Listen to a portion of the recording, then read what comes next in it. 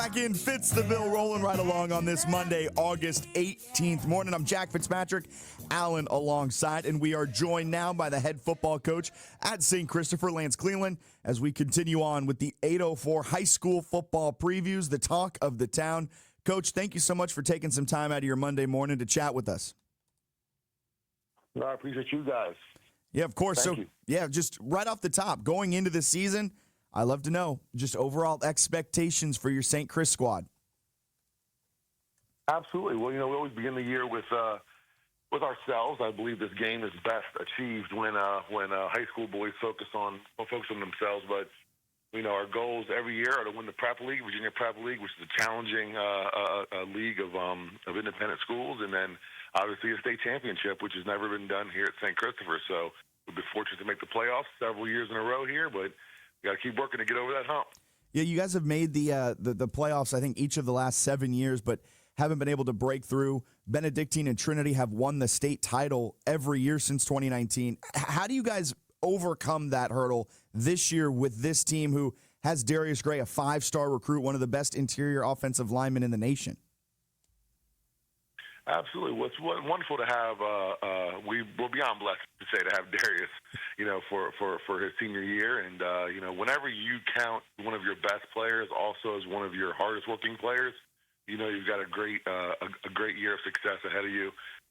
But to be truthful, the fact that we have all of our returning offensive linemen beyond one, we had to replace one starter, gives us a good baseline of playing good physical football, and that's what Trinity and Benedictine have been able to do over the past several years. Obviously, when you say 19, we also got COVID woven in there and some other interesting things. But they've had those two programs are the standard bearer in our league and our state for private schools right now, and they're obviously in our targets.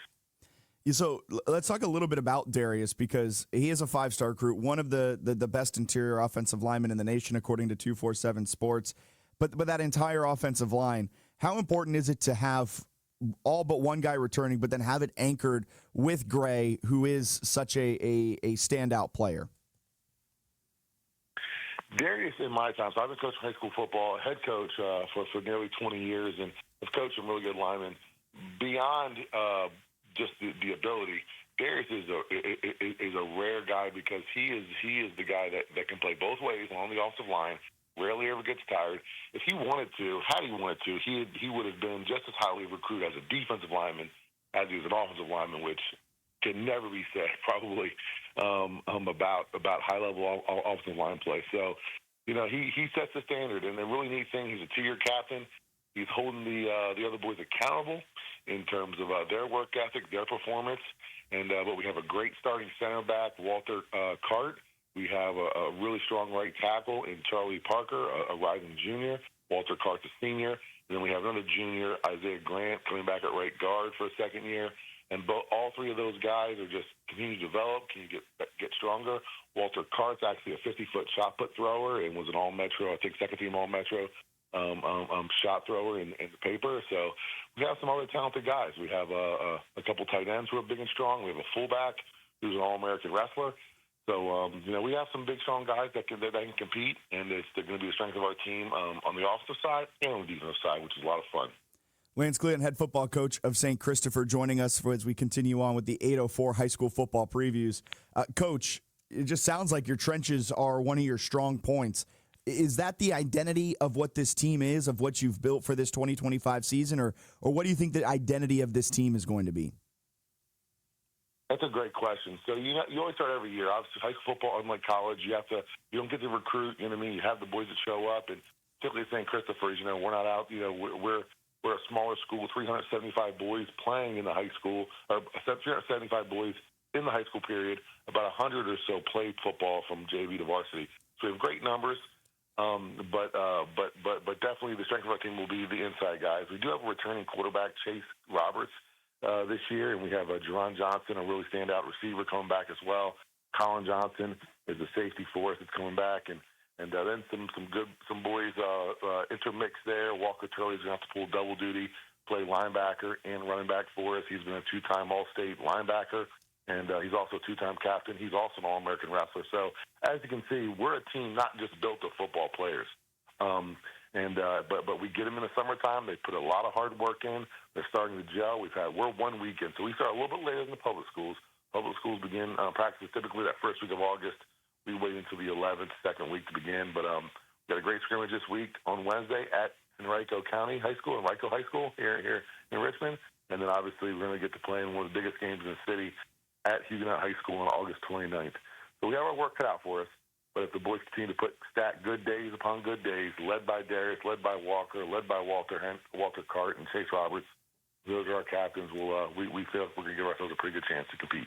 You mentioned that game you have on August 29th at Huguenot to get your season going. How important is it to play a team like Huguenot to get your season going?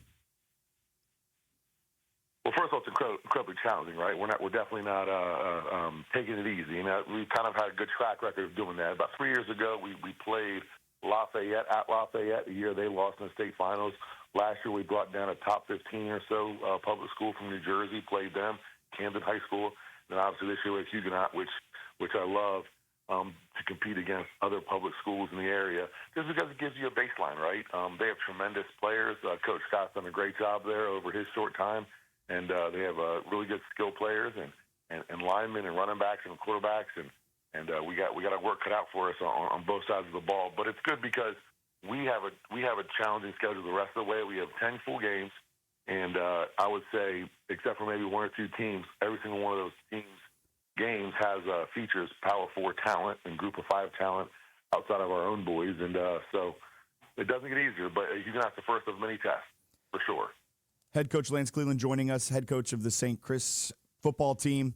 Coach, what goes into putting that game on the schedule at Huguenot? How does that conversation start with Coach Scott, and how does that end up being put on your schedule?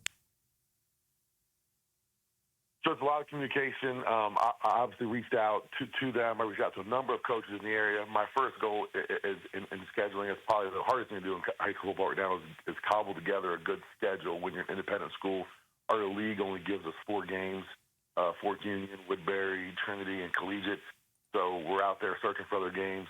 And I reached out to several area coaches. Coach Scott, he and I have a relationship that goes back to when he was coaching travel football and in the youth arena. And we were able to connect and make the game happen, which I think is going to be great for our community, their community, and which is the same in Richmond, and have a lot of fun here first week of the season. Coach, are there any younger players, any new faces that you think could surprise people this year and be a key factor for your team? We do have we have a few sprinkling a couple different freshmen who are going to be in the varsity team this year that are going to help us out in backup roles, and then we got some good sophomores. But we are a heavy senior and junior team, 21 seniors I believe, and then about 24 juniors, and about 52 boys overall, which is a great numbers for a school our size. So we're going to be an experienced team. We really didn't. We have to replace some talented boys last year. Jaden Brown is a senior receiver DB that's off to Bridgewater College, and then we have a walk-on guy at Richmond who's already off to a good start there in camp, Addison Gossline. And then a couple really good defensive linemen as well that we lost. But to be honest with you, we have a very experienced team led by guys who have put in a lot of hard work, who know to compete. And that's what gives us hope versus our challenging schedule is our boys will stay disciplined. They're asked to do that every day in school. We have a very challenging academic curriculum, and we expect a lot out of them. But they deliver, and it'll be a fun ride. 10 full games, and it'll be a good deal at St. Christopher's when we make the playoffs again. Beat Collegiate, our rival. That's our goal. Make the playoffs again and give ourselves a good chance here in the Vista playoffs. So 45 juniors plus seniors. Is that the most experienced team you've ever had? That seems like a very large number. You're asking me something I probably should have looked into. I think it's very high up there. I can remember a year in 2019 we had 25 or 26 seniors. Definitely weren't as strong juniors that year. Going into 2021, after the COVID year, we were really loaded up with a very talented senior class. You can go back and look at. With Trent Hendrick, a captain now at JMU, and Andre Green Jr., a member of UVA's team, and a receiver that's going to have a great year for them, and Joshua Powell, a quarterback that got turned into a defensive end at Columbia, Matt Grant out at Dayton. So you could tell we had a lot of college football players in that class. But I would say 40, I would say 40 plus for us, junior, senior driven team. You know what I mean? The future is now, and we're going to have a lot of fun this year, figuring out who we are, competing, and grinding away to get these close games won. Awesome, Coach. Thank you so much for taking some time out of your Monday morning to chat with us. Good luck this season. Good luck on August 29th when you begin your year against Huguenot. Absolutely. Love to connect again after get down further down the road, and you guys are doing a great service to the community in the metro area with these high school previews. Appreciate you guys. Thanks again. Awesome. Thank you so much, Coach. There goes Lance Clelland, head coach of St. Christopher, as they get ready for their season, look to break through, win the state title. Benedictine and Trinity, they've been kind of the cream of the crop, winning the state title every year since 2019. But St. Christopher has a team poised. You just heard it, 45 upperclassmen poised to try and lift that trophy there for him this season. That was the Lance Clelland, head football coach at St. Christopher, as we continue rolling on our 8:04 high school football previews. The talk of the town, brought to you by Dave & Buster's in Shore Pump. Grab some food, crush a few arcade games, and maybe brag about your win. We are where Richmond talks sports, and they are where Richmond comes to play. Dave & Buster's in Shore Pump, located at 4001 Brownstone Boulevard, Suite 101. All right, let's get our last break in here. Step aside, be back to wrap up hour number 1 of Fitz the Bill right here on 106.1 ESPN.